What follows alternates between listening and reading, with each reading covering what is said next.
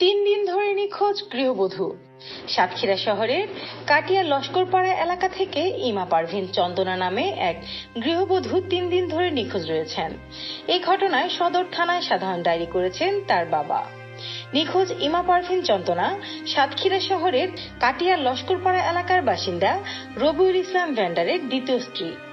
তিনি তালা উপজেলার শিবপুর গ্রামের মহিউদ্দিন শেখের মেয়ে। সাধারণ ডায়েরিতে মহিউদ্দিন শেখ উল্লেখ করেন, স্বামীর সঙ্গে কাটিয়া লস্করপাড়া এলাকায় বসবাস করতেন চন্দনা। গত রোববার 14 জুন সকাল 10টার পর থেকে তার ব্যবহৃত মোবাইল ফোন নম্বরটি বন্ধ পাওয়া যায়।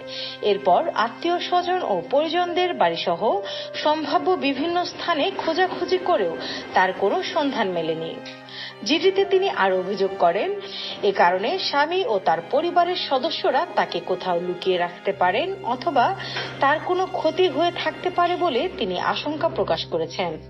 সাতক্ষীরা সদর থানা উপপরিদর্শক এসআই আরিফ নিশাত বলেন, নিখোঁজের ঘটনাটি গুরুত্বের সঙ্গে তদন্ত করা হচ্ছে। সব দিক বিবেচনায় রেখে অনুসন্ধান চলছে। এখনো তার কোনো সন্ধান পাওয়া যায়নি।